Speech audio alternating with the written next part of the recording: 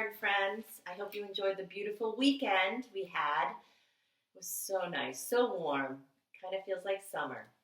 So this week, we are going to learn about the letter W. And when I say the letter W, it sounds like it has a D sound from its name. But the actual sound W makes is W, W, W. And that is why I am going to read Where the Wild Things Are by Maurice, Sendak. One of my favorites.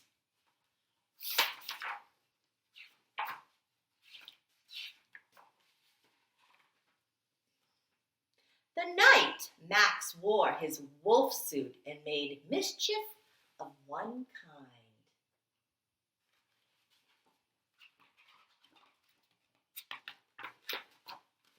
And another.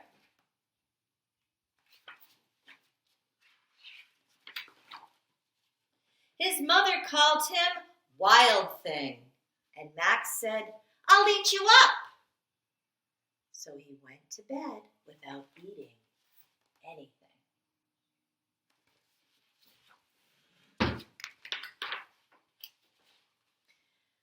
That very night in Max's room, a forest grew.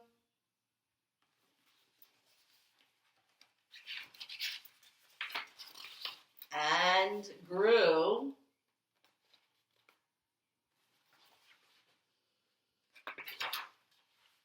And grew until his ceiling hung with vines, and the walls became the world all around.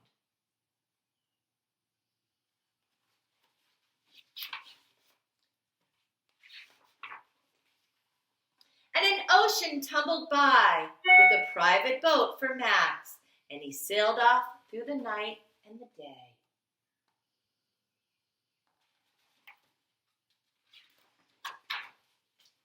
And in and out of weeks, and almost over a year, to where the wild things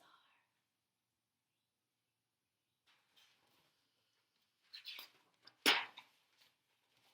And when he came to the place where the wild things are, they roared their terrible roars, and they gnashed their terrible teeth, and they rolled their terrible eyes, and they showed their terrible claws.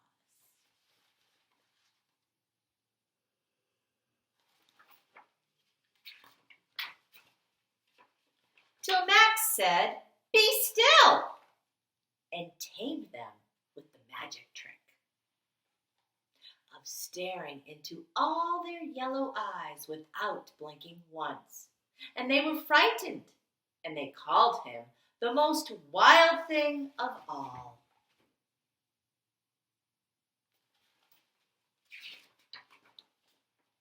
And they made him king of all wild things. And now, cried Max, let the wild rumpus begin.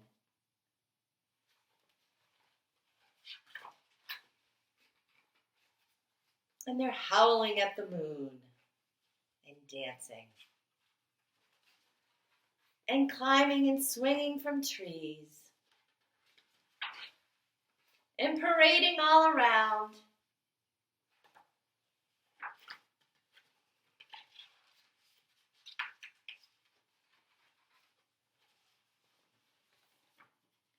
Now stop, Max said, and sent the wild things off to bed without their supper.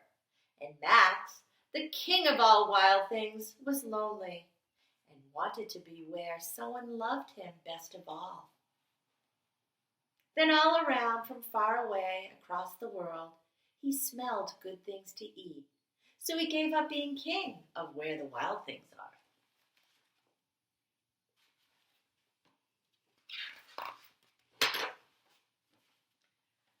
But the wild things cried, "Oh, please don't go. We'll eat you up. We love you so." And Max said, no. The wild things roared their terrible roars and gnashed their terrible teeth and rolled their terrible eyes and showed their terrible claws. But Max stepped into his private boat and waved goodbye.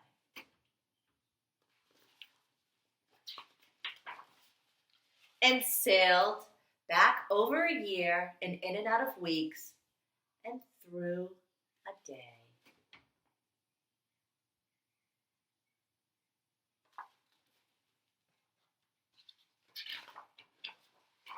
And into the night of his very own room, where he found his supper waiting for him.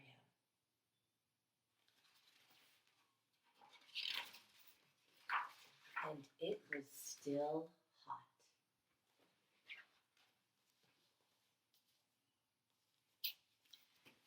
hot. So my friends, we added a couple writing prompts to go with this for a lesson plan this week.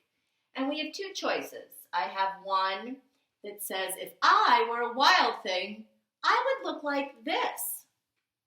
My wild name would be Dwight. That's what we chose. I would eat pasta and meatballs. A wild thing I would do is jump around. So there's one writing prompt you could choose. Or I have this one. If I were a wild thing, ... I would sail over the sea to a jungle. And I have a picture of the ocean and my sailboat and my wild thing and the jungle. So you have two choices and two different writing prompts. You can do one or the other or both. Also with the wild thing packet, there comes some really fun activities. One is a bunch of questions that your parents can ask you, and they're called comprehension questions, and they're ways for you to remember the story and tell it back how you remembered it. For example, one of the questions might be, what happened in Max's room? Remember what happened? A tall jungle formed. Where was Max at the beginning of the story? He was in his bedroom. So there's some really great questions that you could go over and see if you remember certain parts of the story. Another cool activity is called comparing and contrasting. And in big words, we call this a Venn diagram. And a Venn diagram has two circles. And in the middle, they intersect to make a little piece right here.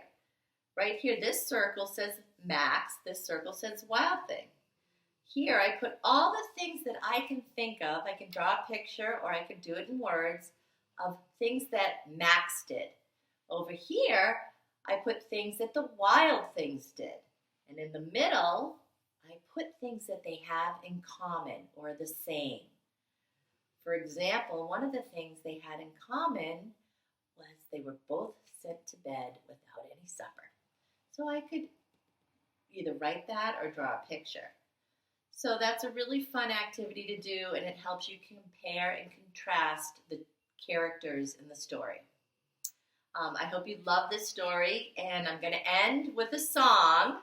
Owen might want to sing it with me, but he's not here, I guess, so I'm going to do it alone. And it's called Willoughby Wallaby. Willoughby Wallaby Woo, an elephant sat on you. Willoughby Wallaby Wee, an elephant sat on me. Willoughby Wallaby Wage, an elephant sat on Page. Willoughby Wallaby Wowen, an elephant sat on Owen. Willoughby Wallaby Wee, an elephant sat on me. Willoughby Wallaby Woo, an elephant sat on you. Bye, friends. Have a great day. Love you.